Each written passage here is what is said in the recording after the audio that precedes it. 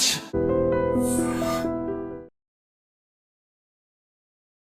అందరికీ నమస్తే, welcome to I dream. నేను మీ చాణక్య. గైస్, మన సినిమా ఇండస్ట్రీలోనే ఫస్ట్ లేడీ కమెడియన్గా కూడా మనందరినీ కూడా ఎంతగానో నవ్వించి అండ్ ఇప్పటికీ మన మనసులో ఉండిపోయిన యాక్ట్రెస్ ఎవరైనా ఉన్నారు అంటే అది గిరిజ గారు. మరి గిరిజ గారు ఇప్పుడు మన మధ్యలో లేకపోయినా కానీ ఆవిడ గురించి మనం వింటూ ఉన్న వార్తలు ఎంతవరకు నిజం, అండ్ ఆవిడ మరి అనుభవించిన వైభవం కానీ, అండ్ దాని గురించి ఇంకా మనతో ఎన్నో విషయాలు కూడా షేర్ చేసుకోవడానికి మరి గిరిజ గారి కూతురైన సలీమా గారు ఇప్పుడు మనతో పాటు ఉన్నారు. అండ్ సలీమా గారు కూడా చాలా మంచి హీరోయిన్. కాకపోతే ఇప్పటివరకు ఒక్క తెలుగు మూవీలో కూడా మనకు కనిపించలేదు. ఎందుకు కనిపించలేదు? మలయాళం ఇండస్ట్రీకే పరిమితం అయిపోయారు, తమిళ మూవీస్ చేశారు, కానీ మన తెలుగులో ఎందుకు ఇప్పటివరకు యాక్ట్ చేయలేదు? ఇలా బోల్డ్ అనే విషయాలు అనేది కూడా ఆవిడతో అడిగి తెలుసుకుందాం. అమ్మా నమస్తే. నమస్తే. గిరిజ గారి కూతురుగా అండ్ ప్రజెంట్ అయితే ఇప్పుడు మూవీస్ చేస్తూ ముందుకెళ్తున్నారు. ఎలా ఉన్నారు? బాగున్నానండి. మీరు ఎలా ఉన్నారు? చాలా బాగున్నాము. మిమ్మల్ని చూసేటప్పటికి చాలా ఆనందం నాకు అనిపిస్తుంది. చాలా సంతోషంగా ఉందండి మిమ్మల్ని మీట్ చేయటం. ఉమ్. ఏంటమ్మా, అమ్మగారి గురించి ఇంకా బోల్డ్ అనే విషయాలు అనేది కూడా మాట్లాడుకోవాలి. చెప్పండి. ఏంటంటే మీరు థర్డ్ జనరేషన్ యాక్టర్స్. ఏంటంటే మీ అమ్మమ్మ గారు యాక్ట్రెస్ అవును. అండ్ అమ్మగారు యాక్ట్రెస్ అండ్ మీరు యాక్ట్రెస్. ఏంటిది వంశపార్యపరంగా ఇలా నెక్స్ట్ వన్ బై వన్ మా అమ్మమ్మ గారు తిలకం గారండి. ఆవిడ వచ్చి థియేటర్ ఆర్టిస్ట్ ప్లస్ ఫిలిమ్స్ చేశారు. అమ్మమ్మ గారు ఆవిడ మంచి సింగర్. Actually singer. బాగా పాడతారు ఆవిడ. పద్యాలు ఎన్ని భలే పాడేది అమ్మమ్మ. దాని తర్వాత మమ్మీ అమ్మగారు వచ్చి ఆవిడ థియేటర్ ఆర్టిస్ట్. సో అమ్మకు వచ్చి ఓన్ డ్రామా ట్రూప్ ఉండింది, రాజ్యలక్ష్మి నాట్య మండలి అని చెప్పి. చింతామణి, కురుక్షేత్రం ఇలాంటి డ్రామాస్ అన్ని వేసేవారు మమ్మీ నా బాగా చిన్నప్పుడు. తర్వాత ఫిలిమ్స్ ఓకే. తెలుగులో చాలా పిక్చర్లు చేశారు, మీకు అందరికీ తెలుసు. నాకు ఇన్స్పిరేషన్ వచ్చి మా మమ్మీ. నాకు చిన్నప్పుడు నేను చదువుకునేటప్పుడే స్కూల్ వెకేషన్స్లో వచ్చి మా మమ్మీతో షూటింగ్స్కి వెళ్ళాలని చెప్పి చాలా ఇంట్రెస్ట్ నాకు. సో ఒకసారి తీసుకెళ్ళింది, ఎరక్కపోయి తీసుకెళ్ళింది నన్ను. అదేంటి? ఆవిడ ఎరకపోయి తీసుకెళ్ళబట్టి ఇంకా అదే స్టార్ట్ చేశాను నేను. నాకు ఒక సండే హాలిడే వచ్చినా సరే, లేదు మమ్మీ ఇవాళ వస్తాను, లేదమ్మా రేపు నుంచి నువ్వు స్కూల్కి వెళ్ళాలి పాప అంటే, లేదు లేదు నన్ను తీసుకెళ్ళమని గోల పెట్టడం మొదలుపెట్టాను. అప్పుడు మా అమ్మ అంది, దీన్ని తీసుకెళ్ళటం తప్పైపోయింది. నేను చెప్పాను, I'm very inspired by shootings అని చెప్పాను. మా అమ్మ చెప్పింది, నీ ఇన్స్పిరేషన్ చాలా బాగానే ఉన్నాయి, ఇన్స్పైర్ అయింది, చాలా సంతోషం నాకు. ఏంటి యాక్ట్ చేద్దాం అనుకుంటున్నావా అని అడిగేది మా అమ్మ. నేను చెప్పాను, అవును నేను చాలా మిమ్మల్ని అందరినీ చూసి నాకు యాక్ట్ చేయాలని అనిపిస్తుంది మమ్మీ అని. అనిపించడం అంతా బాగానే ఉంది, నీ చదువు అయ్యాక నువ్వు ఏం చేయాలనేది మనం ఆలోచిద్దాం, అప్పుడు దాకా కొంచెం స్లో డౌన్ అని చెప్పింది. అమ్మగారితో ఇక్కడ చెన్నైలో ఒక స్టూడియోలో షూటింగ్ జరిగిందండి. అక్కడికి వెళ్ళినప్పుడు తమిళ్ ఫిలిం, ఒక ఫిలింకి వచ్చి లార్డ్ మురుగా, చిన్న మురుగా, ఆ క్యారెక్టర్కి వచ్చి నన్ను అడిగారు. అది చాలా ట్రై చేశారు, కానీ మా మమ్మీ గారు వచ్చి పంపల. చైల్డ్ ఆర్టిస్ట్గా కొన్ని అవకాశాలు వచ్చినాయి నాకు. ఓకే. బట్ ఈవిడ చాలా స్ట్రిక్ట్, నథింగ్ డూయింగ్, అమ్మాయి చదువు అవనే అయ్యాక చూద్దామని చెప్పేసి నన్ను పంపలేదు మా మమ్మీ. అంటే ఆ రోజుల్లో అమ్మగారిని కూడా అలా సరదాగా షూటింగ్కి తీసుకెళ్ళిన టైంలోనే పరమానంద శిష్యులు కథలో అమ్మగారికి క్యారెక్టర్ అనేది వచ్చింది. సో అలాగే మిమ్మల్ని కూడా ఆ టైప్ ఆఫ్ వచ్చింది. ఇన్ఫ్యాక్ట్ అక్కడ అమ్మకి జరిగినట్టే మీకు జరిగినా కానీ అవునండి. మిమ్మల్ని ఎందుకు వద్దన్నారు? ఆవిడకి ఏంటంటే నేను చదువు మీద కాన్సన్ట్రేట్ చేయాలి, చదువు యాక్ట్ చెయ్యొద్దు అని చెప్పలేదు. ఆవిడ ఇదేంటంటే చదువు ఉండాలి, బేసిక్ వచ్చి చదువు ఉండాలి అమ్మాయికి. చదువుకున్నాక యాక్ట్ చేయాలంటే యాక్ట్ చేయని, తర్వాత చదవకుండా చదువు మానేసి యాక్టింగ్ అంటే ఆవిడ ఇంట్రెస్టెడ్ కాదు. ఓకే. ఆవిడ చాలా ఫర్మ్ అందులో. అండ్ అమ్మమ్మ గారి గురించి చెప్పారు, మరి అమ్మగారి వైభవం గురించి కూడా మాట్లాడుకుందామా? చెప్పండి. అమ్మగారి మొదటి సినిమానే నాగేశ్వరరావు గారితో హీరోయిన్గా చేశారు. అండ్ ఆ తర్వాత పాతాళ భైరవ్ కానీ ఇలా ఎన్నో మూవీస్. నరుడా ఏమి నీ కోరిక, అది ఇప్పటికీ మీకు అవునండి నరాల్లో ఉండిపోయింది. అవునవును. అది ఎన్ని జనరేషన్స్ అయినా కూడా దోస్ మూవీస్ అవన్నీ అన్ఫర్గెటబుల్ కదండి. యా. మా అమ్మగారు చాలా చెప్తుంటారు రామారావు గారి గురించి, నాగేశ్వరరావు గారి గురించి. నేను ఎన్టీ రామారావు గారిని ఒకసారి మీట్ అయ్యాను, నేను బాగా చిన్న పాపనప్పుడు. మమ్మీతో నేను వెళ్తాను కానీ నేను ఊరుకోను కదా. నేను ఒక పెద్ద అడ్మైరర్ సినిమాకి. సో, షూటింగ్స్‌కి ఒకసారి నేను వెళ్తే నన్ను రామారావు గారికి ఇంట్రొడ్యూస్ చేస్తే ఆయనంత హైటు. నేనేమో ఇంతున్నాను. హ్మ్. నన్నెత్తి యాక్ట్ చేయాలంట అన్నయ్య గారు ఈవిడ గారికి. ఒకే గోల చేస్తుంది ఇంటికొచ్చి అని చెప్తే నవ్వారు. "ఏం పాపగారు యాక్ట్ చేస్తారా?" అని అడిగారాయన. "అవునండి" అని చెప్పాను నేను. హ్మ్. "బాగా చదువుకోండి యాక్ట్ చేదురు గాని" అని చెప్పి కాసేపు నన్ను ఆడిచ్చి పంపారు ఓకే. ఆయన. నాగేశ్వరరావు గారైతే చాలా నాటీ. హ్మ్. అక్కినేని నాగేశ్వరరావు గారు. ఆయనన్నా కూడా మాకు చాలా అభిమానం మా ఫ్యామిలీకి. హ్మ్. అమ్మమ్మ గారు ఆయనతో వచ్చి డ్రామాస్ వేశారంట. ఓకే. సో, మమ్మీ షూటింగ్‌కెళ్ళినప్పుడు వెకేషన్స్‌లో నేను వెళ్తాను గదా! అమ్మమ్మ, నేను కూడా వెళ్ళాము. అమ్మమ్మ గారిని మేకప్ రూమ్‌కి పిలిచారు హుహు. నాగేశ్వరరావు గారు. తిలకమ్మ గారిని రమ్మని చెప్తే నేనే ఎళ్ళా కూడా. ఆ మేకప్ చైర్ రొటేటింగ్ చైర్ అండి. హ్మ్. కూర్చోపెట్టి గుడివాడ తిలకమ్మ స్టూడియోలోకొచ్చిందని రౌండ్‌లు తిప్పుతున్నాడు. ఈవిడ నాగేశ్వరరావు గారు నన్ను వదలండి నాకు గిడ్డినెస్ వస్తుందంటే నీకు గిడ్డినెస్ లేదు ఉండమని చెప్పి పాటలు పాడుతున్నాడు ఆయన్ని తిప్పి. అంత నాటీ ఆయన. Hmm. Very cheerful person okay. Nageswararao garu. And అమ్మగారు ఆ రోజుల్లోనే సో ఎంతో అద్భుతమైన మూవీస్ ఏంటంటే మన తెలుగు ఇండస్ట్రీలోనే అవునండి. ఫస్ట్ లేడీ కమెడియన్‌గా గాని అమ్మగారికి మంచి అవకాశాలొచ్చినియి. ఆవిడ అన్ని రకాల క్యారెక్టర్స్ చేశారు. నాకావిడ సాంగ్స్ అన్నీ చాలా ఇష్టం నాకు. ఇది మన అమ్మగారు సాంగ్స్ అని 'కాశీకి పోయాను రేలంగి రామాలయం' గారితో ఉండేది. Beautiful song. స్వర్ణలత గారు పాడారు ఆ హుహు. సాంగు. స్వర్ణలత గారు సన్ అనిల్ రాజు గారు. ఓకే. ఆయనొచ్చి నాకు బాగా పరిచయం. హుహు. సో, వారొక పిక్చర్ తీయబోతున్నారు. హుహు. సో, నాకందులో ఒక మంచి క్యారెక్టర్ ఇస్తానని చెప్పారు వారు. వావ్! సూపర్. నాకు తెలుగు పిక్చర్‌లు చేయాలండి. నేను తమిళ్, మలయాళం ఫిల్మ్స్ చేస్తున్నాను. వెబ్ సీరీస్ చేస్తున్నాను, అడ్వర్టైజ్‌మెంట్స్ చేస్తున్నాను. నేనెక్కడికెళ్ళినా వాళ్ళు నన్ను అడుగుతున్నారు. హ్మ్. తెలుగు ప్రాజెక్ట్స్ ఏం చేస్తున్నావు అమ్మా" అంటే నేను తమిళ్, మలయాళం చేస్తుంటే, "అదేంటి మీ అమ్మగారు తెలుగులో అంత మంచి ఆర్టిస్టు వాళ్ళకందరికి బాగా తెలిసే అసలు మాకంటే వాళ్ళేగా నీకు సపోర్ట్ చేయాలి, మంచి వేషాలివ్వాలని" నన్నడుగుతున్నారు. నాకు తెలుగు పిక్చర్‌లో మంచి క్యారెక్టర్స్ దొరకాలండి. మంచి క్యారెక్టర్స్ చెయ్యాలి. నేను హైదరాబాద్‌కి షిఫ్ట్ అవ్వాలని నేను ముందు నుంచే చెప్తున్నాను. నాకు చాలా ఇంట్రెస్ట్ అక్కడికి చాలా షిఫ్ట్ ఇంట్రెస్ట్ అన్నమాట. అవ్వాలని. హ్మ్. నేను యాక్ట్ చేసిన 'బ్లడీ బెగ్గర్' తమిళ్ పిక్చర్ అండి. నెల్సన్ గారు డైరెక్టర్ ఉన్నారు కదా! హ్మ్. ఆయన ప్రొడ్యూస్ చేసింది. అది అమెజాన్ ప్రైమ్‌లో రిలీజ్ అయిందసలు యాహ్! అది. సో, అది తెలుగు డబ్బింగ్ వెర్షన్ కూడా రిలీజ్ అయింది. సో, అది చూసిన వాళ్ళు చెప్తున్నారు, "నీకు ఇలాంటి మంచి క్యారెక్టర్స్ తెలుగులో పడాలమ్మా" అని చెప్పి చెప్తున్నారండి.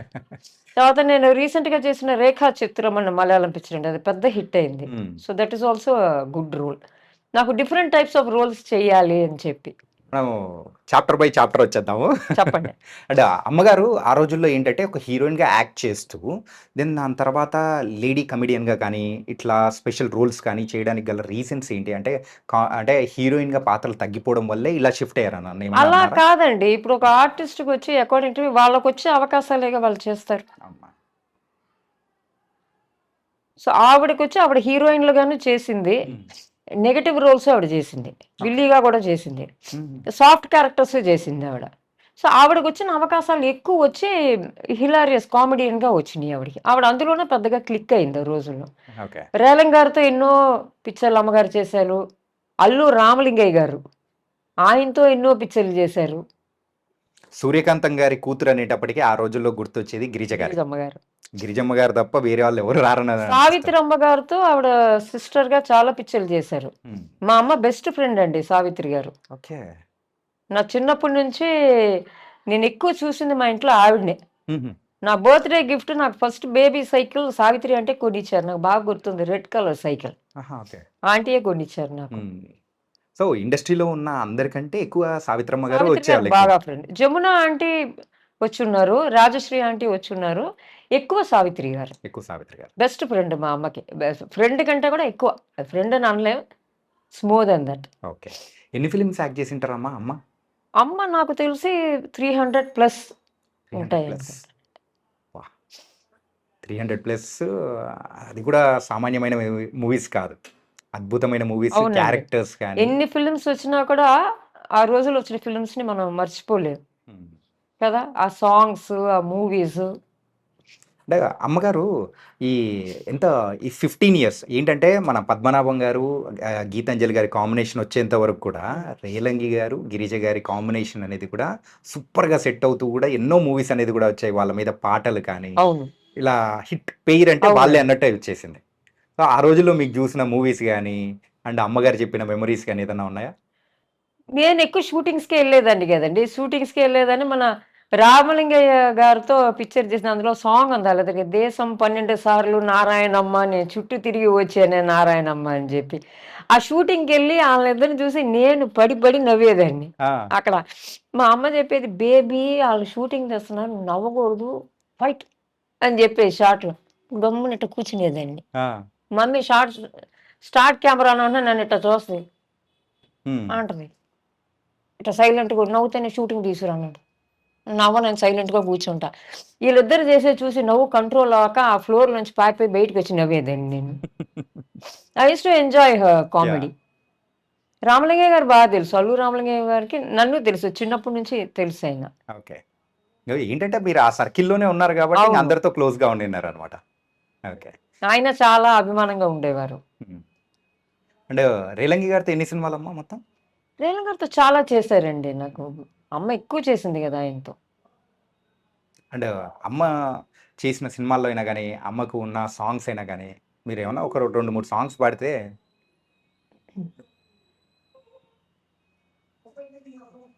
నాకు ఎక్కువ ఇష్టమైన సాంగ్స్ వచ్చి 'హాయి హాయి జాబిల్లి' ఆ సాంగ్ ఇష్టం. తర్వాత నేను చెప్పాను కదా!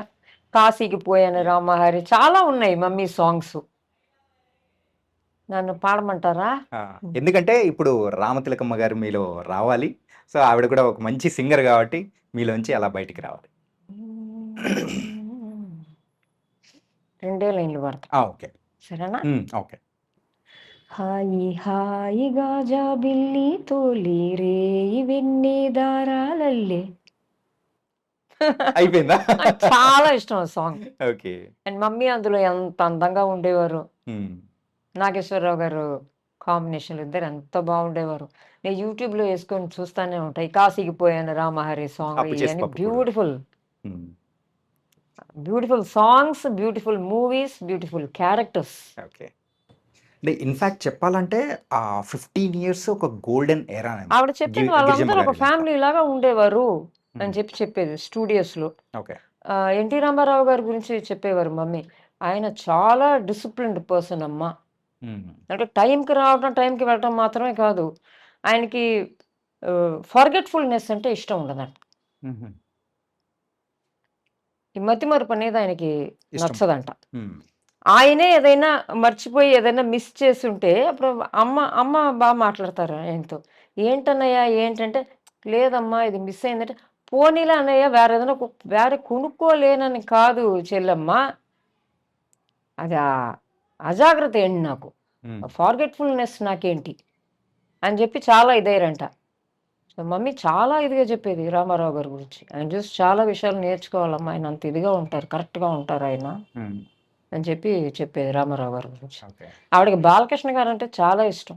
హ్మ్. వేముడు వాళ్ళ భీమకి పిక్చర్ చేశారు గదా! అమ్మగారు. బాలకృష్ణ గారి గురించి చాలా చెప్పేవారు. ఆ! ఆయనంటే చాలా అభిమానం ఆవిడకి.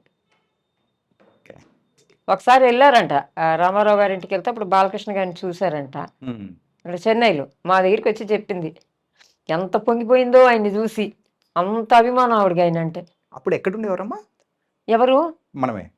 మేమొచ్చి అప్పుడు టీ నగర్‌లో ఉండేవాళ్ళమంట. టీ నగర్‌లో అంటారు. ఓకే. సో, ఇంటి వాళ్ళ ఫ్యామిలీ అంటే చాలా ఇది ఆవిడకి. ఇంటి చుట్టుపక్కల మొత్తం మన వాళ్ళే ఉండేవాళ్ళు. ఆర్టిస్ట్స్ అంటే అంతా. అహా! లేదు లేదు. మేమున్న బిల్డింగ్‌లో డైరెక్టర్స్ ఉన్నారండి. హుహుహు. ఇప్పుడు లాస్ట్ నేను అమ్మగారు ఉన్నప్పుడు మందిర అపార్ట్మెంట్‌లో ఉండేదాన్ని. అక్కడొచ్చి అహా! అప్పుడు కాదు. ఏంటంటే ముందు ఒక బిల్డింగ్‌లో ఉండేవాళ్ళు గదా! అంటే టీ నగర్‌లో ఉన్నారు గదా! టీ నగర్‌లోనే డైరెక్టర్స్ ఉండేవారు. ఓహో! స్టార్టింగ్ నుంచి అదే. లేదు లేదు. ఫస్ట్ నేను బాగా చిన్న పాపగా ఉన్నప్పుడు తేనాపేటలో ఉండేవాళ్ళం. ఓకే. తినంపేటలో. తేనాపేట. దాని తర్వాత వచ్చి టీ నగర్ వచ్చేసాం. హుహుహు. టీ నగర్ వచ్చి లాస్ట్ మమ్మీ ఉన్నప్పుడు మేమున్న బిల్డింగ్‌లో వచ్చి బి. గోపాల్ గారు ఉండేవారు హుహు. డైరెక్టర్‌లు. తర్వాత మురళీమోహన్ రావు గారు, మోహన్ గాంధీ గారు, మన మ్యూజిక్ డైరెక్టర్స్ రాజ్‌కోటి గారు ఉన్నారు గదా! ఆ! రాజు గారు ఉండేవారు. రాజు గారు మై ఇమ్మీడియేట్ నేబర్. ఓకే. రంజిత గారు ఉండేవారు కదా! ఆర్టిస్ట్ రంజిత. హ్మ్. సో, ఆవిడ నాకొక నేబర్ ఆవిడ. ఓకే. అందరూ మన అక్కడ వాళ్ళే చాలా అనుకుంటా. మంది సినిమా వాళ్ళు ఓకే. అక్కడ. ఇలా అమ్మగారు ఎప్పుడైతే ఈ ఇండస్ట్రీ సైడ్ నుంచి కానీ, సో, అవకాశాలు తగ్గుముఖం పట్టి, ఇంక చాలు అనుకున్న సందర్భం ఏదన్నా ఉండిందా? అలాగేమి లేదండి. ఆవిడొచ్చి మ్యారేజ్ చేసుకున్నాక కొంచెం బ్రేక్ తీసుకుంది. హ్మ్. ఆవిడ బాగా పీక్ టైంలో పెళ్లి చేసుకున్నారు మమ్మీ. పీక్ టైమ్‌లో ఉన్నప్పుడు. బాగా పీక్‌లో ఉన్నప్పుడు ఆవిడ గారు వచ్చి మ్యారేజ్ చేసుకున్నారు మమ్మీ. హ్మ్. దాని తర్వాత కొన్ని సంవత్సరాలు ఆవిడ యాక్ట్ చేయలేదసలు. దాని తర్వాత మళ్ళీ చేశారు. ఓకే. కానీ ఏంటంటే అందరూ నన్ను అడిగేదేంటంటే ఇప్పుడు కూడా అడుగుతారు, "మీ అమ్మగారికొచ్చి ఫిల్మ్ నగర్‌లో ల్యాండ్ ఉందా?" అని అడుగుతారు. ఇది హైదరాబాద్ ఫిల్మ్ నగర్. హైదరాబాద్ ఆ అమ్మగారికి ఇవ్వలేదండి. ఆహా! ఆవిడ తెలుగు ఫిల్మ్ ఆర్టిస్ట్ అసోసియేషన్ మెంబరే. హ్మ్. ఐ డోంట్ నో అది ఎలా మిస్ అయిందని తెలియలేదు నాకు. సో, ఫిల్మ్ నగర్‌లో వచ్చి అమ్మగారికి ల్యాండ్ ఇవ్వల. ఓకే. ఓకే. సో, నేనున్నాను మా అమ్మ తరపు. సో, నాకు సపోర్ట్ చేయాలని నేను రిక్వెస్ట్ చేస్తున్నాను తెలుగు ఫిల్మ్ ఇండస్ట్రీని. ఓకే. అండ్ ఏంటంటే గిరిజమ్మ గారి గురించైనా కానీ, ఆవిడ మరణం గురించైనా కానీ, తెలుగు ప్రేక్షకుల్లో చాలామందికి గూడా కొన్ని అపోహలు, కొన్ని బయట విన్న వార్తలు కానీ అన్నీ వినేటప్పటికి, ఏంటి ఇందులో ఏది నిజము? ఏది రాంగు? అని చెప్పేసి కూడా చాలా ఉండేదనమాట. అవునండి. సో, అలాంటి కొన్ని క్వెషన్స్ మిమ్మల్ని అడుగుతా. అడగండి. యాహ్! మన రేలంగి గారికి అండ్ అమ్మగారికి ఉన్న సాన్నిహిత్యం అనేది గూడా ఉంది. సో, వాళ్ళిద్దరి మధ్య ఉన్నది స్నేహం అని అంటూ ఉంటారు. లేకపోతే లేదు వాళ్ళిద్దరు బాగా క్లోజ్ అని జెప్పేసి ఇలా రకరకాలుగా ఉంటుంటది. ఏంటమ్మా అసలు యాక్చువల్‌గా? గాసిప్స్ గురించి నేను చెప్పక్కర్లే, మీకు తెలిసిందే గదండీ. హ్మ్. వాళ్ళిద్దరు చాలా పిక్చర్‌లు చేశారు. రేలం గారు ఫ్యామిలీ వచ్చి మా అమ్మగారికి మంచి ఫ్యామిలీ ఫ్రెండ్స్ వాళ్ళు మాకు. ఓకే. అంతకి తప్ప ఈ గాసిప్స్‌కి మనం ఏం చెప్తాం, వాళ్ళు చెప్పేవాళ్ళు చెప్తానే ఉంటారు. ఇంకొకటి నేను సరదాగా వినింది అంటే ఏందంటే, విన్న తర్వాత నవ్వొచ్చింది ఏంటంటే, హై గార్డెన్‌లో అమ్మకు ఒక ఇల్లేదో ఇచ్చారు రేలంగి గారు అని జెప్పేసి అనేటప్పటికి అని ఒక్క నిమిషం షాక్ అయిపోయాను. ఆయనెందుకు ఇవ్వాలండి అమ్మగారికి? అదే అట్లాంటివి వినేటప్పటికి నాకు అర్థం కాలేదు ఏంటా అని. అట్టాగంతా ఏమీ లేదండి. రేలం గారితో ఆపారా? ఇంకేమన్నా అన్నారా మళ్ళీ తెలీలా నాకు. ఆళ్ళు లిస్టులేస్తారండి. ఈ హ్మ్. లిస్టులేసే వాళ్ళకేం తక్కువ లేదు గదా! మనకు తెలిసిందే గదా! పెళ్ళిళ్ళు అవ్వని వాళ్ళకి పెళ్ళిళ్ళు అయిపోయినియి అని జెప్తారు. ఇంక ఆస్తులు ఇచ్చేసారని జెప్తారు. ఆళ్ళకేమేమి దోస్తాయో అయన్నీ చెప్తారు. హ్మ్. ఇక మనం ఎంతమందిని మనం కంట్రోల్ చేస్తాం? అందులో ఎంతవరకి నిజాలు లేవని మనకందరికీ తెలుసు. Hmm. So, best is to ignore. Yeah! ఆవిడ కూతురిని నేను. అలాగంతా ఆయనేమి ఇవ్వలేదంటే ఆయన ఎందుకివ్వాలండి? Hmm. Why should he give? ఆయన ఒక మంచి ఫ్యామిలీ ఫ్రెండ్ మాకు. కానీ రేలం గారిని నేను చూసింది నాకు గుర్తులేదు. రేలం గారు వైఫ్ శ్రీదేవమ్మ గారిని నేను చూసున్నాను. ఓకే. చిన్న పాపగా ఉండేటప్పుడు వాళ్ళ ఇంటికెళ్ళేదాన్ని. హ్మ్. సో, ఆంటీ వచ్చి నాకు బాగా గుర్తున్నారు. ఓకే. వాళ్ళు మంచి ఫ్యామిలీ ఫ్రెండ్స్ మాకు. నేను, అమ్మమ్మ, మమ్మీ వాళ్ళ ఇంటికెళ్ళేవాళ్ళం, వచ్చేవాళ్ళం. హ్మ్. అంతేగాని ఇయన్నీ మామూలు గాసిప్. జస్ట్ ఇగ్నోర్ అంతే. ఓకే. అండ్ అమ్మగారు ఒక పీక్ టైమ్‌లో ఉన్నప్పుడు పెళ్లి చేసుకున్నా అని జెప్పేసి అన్నారు అవునండి. గదా! అవునండి. అంటే ఆ పెళ్లి విషయంలో కూడా ఏంటంటే, సో, ఇండస్ట్రీలో ఉన్న ఆ పర్సన్‌ని చేసుకోవడం అనేదే అంటే గిరిజమ్మ చేసిన పెద్ద మిస్టేక్ అని జెప్పేసి కూడా చాలామంది అంటుంటారు. వాళ్ళు అనేది అది వాళ్ళ ఒపీనియన్ అండి. హ్మ్. నేను ఆవిడ డాటర్‌గా నేనేం చెప్తున్నానంటే, ఫిల్మ్ ఇండస్ట్రీలో ఉన్న వాళ్ళనే పెళ్లి చేసుకోవటం తప్పని నేననను. హ్మ్. వాళ్ళు మనుషులు గదా! అందులో మంచివాళ్ళు లేరా? Such wonderful human beings are there yes. Film ఇండస్ట్రీలో. Wonderfully successful marriages are there. అమ్మగారు మ్యారేజ్ చేసుకున్నది wrong person. Negative person. Okay. Not that he is a cinema person. Cinema person పెళ్లి చేసుకోవడం తప్పనేది నేను ఒప్పుకోనండి. హ్మ్. ఎంతో మంచి మనుషులున్నారండి సినిమాల్లో. ఎంతమంది బావున్నారు? అందరూ దుర్మార్గులు ఉండరు గదా! హ్మ్. Person he is a total valueless negative person. తన గురించి మీరు అడిగారు గనక నేను చెప్తున్నాను. తన గురించి మాట్లాడుకోవటం గూడా ఒక negativity and it's waste of time. Okay. ఆయన గురించి మంచిగా చెప్పుకోవటానికి నాకేమీ లేదండి. అంటే ఫస్ట్ నుంచి గూడా చిన్న మూవ్‌మెంట్ కానీ అసలే. లేదండి. హుహు. ఆయన మా అమ్మ హస్బెండ్. హ్మ్. అంతేగాని ఆయన గురించి చెప్పుకోవటానికి ఏమీ లేదు. నేను ఒకే సెంటెన్స్‌లో చెప్పేసాను. ఓకే. అంటే అమ్మగారి పేరు మీద తీసిన 2 మూవీస్ ఉన్నాయి కదమ్మా! అవునండి. 'భలే మాస్టర్' అని చెప్పేసి ఎన్టీఆర్ గారితోనే 2 మూవీస్ చేశారు. అవును. సో, ఆ మూవీస్ ఫ్లాప్ అవ్వడాని వల్లనే సో, ఆర్థిక ఇబ్బందులనేది కూడా స్టార్ట్ అయ్యాయి అనుకోవచ్చా? ఆయనేంటంటే అండి, ఆయన ఫైనాన్షియల్లీ మా అమ్మగారి మీద డిపెండెంట్ అండి. హుహు. ఆయన యేసుకున్న మంచి మంచి బట్టలయన్నీ కూడా మా అమ్మగారే కొనిచ్చారు. హుహు. మా అమ్మగారిది ఒక అంబాసిడర్ కారు ఉండేది. అదేసుకొని ఆయన తిరిగేవారు. హ్మ్. ఆయన చాలా అప్పులు చేసి సినిమాలని అయ్యని ఆటికన్నిటికి అమ్మగారు గ్యారంటర్‌గా సిగ్నేచర్ పెట్టారు. అమ్మ టోటల్‌గా ఫైనాన్షియల్‌గా కొలాప్స్ అయింది ఆయన వల్లే అనేది అందరికీ తెలుసు. ఫైనాన్షియల్ కొలాప్సే కాదు, ఆయన ఒక మంచి హ్యూమన్ బీయింగ్ కాదు. చెప్పాలంటే చాలా ఉన్నాయి. బట్ అవన్నీ మళ్ళీ మళ్ళీ మన నెగటివిటీ మాట్లాడటం నాకు ఇష్టం లేదు. ఎన్నో మంచి విషయాలు మాట్లాడాలి ఈ ఇంటర్వ్యూలో నేను అనుకుంటున్నాను. అంటే ఈ ఇంటర్వ్యూ యొక్క మెయిన్ ఉద్దేశం కూడా ఏంటంటే అమ్మ, అన్నీ తెలియాలి, కరెక్ట్, అర్థమైంది. నిజాలనేది కూడా కానీ తెలియాలి. వీళ్ళ గురించి ఆల్రెడీ తెలుసు. ఉమ్, నేను ఒకే సెంటెన్స్ ఆయన చాలా నెగటివ్ పర్సన్. ఆయన ఒక మంచి హ్యూమన్ బీయింగ్ కాదు. ఆయన ఒక మంచి హస్బెండు కాదు, ఒక మంచి ఫాదరు కాదు. ఆ ఫాదర్ అని చెప్పుకోవాలని కూడా నాకు అనిపించట్లేదు. అంటే ఆయన అలా వెళ్ళిపోయిన తర్వాత కూడా ఆయన బయటికి వెళ్ళొస్తానని చెప్పి నప్పుల్లో ముంచేసి వెళ్ళిపోయాడండి. అంతే, ఇంకా తర్వాత అస్సలు ఇప్పటికీ స్టిల్ ఆవిడ ఇరుక్కుపోయింది ఆయన వల్ల బాగా. ఆ ఉన్నప్పుడు కూడా ఆవిడని ఒక హ్యూమానిటీతో, ఆయన ఫైనాన్షియల్గా ఏమి ఆమెను చూసుకోలేదు, ఏమి హ్యాపీనెస్ ఆయన వల్ల లేదు. ఒక హ్యూమన్ బీయింగ్గా కూడా ఆయన ఇంట్లో ఉండేవారు కాదు. ఇన్ఫాక్ట్ ఇట్స్ నెగటివిటీ, అది అందరికీ తెలుసు. నేను మళ్ళీ మళ్ళీ చెప్పక్కల. రోజు రోజు ఆ ఇల్లు ఒక బ్యాటిల్ ఫీల్డ్. ఈ మనిషి ఉంటే రోజు బ్యాటిల్ ఫీల్డ్. అమ్మగారు ఆవిడ ఏం చెప్పేది, నేను పాపం ఆవిడ. కానీ ఏంటంటే ఒక పక్క సినిమాలు చేసుకుంటూ ఒక డబ్బులు వస్తూ ఉన్నది, అండ్ దాంతోపాటు ఇంకో పక్క కుటుంబము, ఇలా అన్నీ ఎలా మేనేజ్ చేసేవాళ్ళు అమ్మగారు? ఆవిడ చేసేదండి. మా అమ్మమ్మ గారు అన్నీ చూసుకునేవారు. అమ్మమ్మ గారు అన్నీ మెయిన్ మమ్మీకి సపోర్ట్ వచ్చి మా అమ్మమ్మ గారు.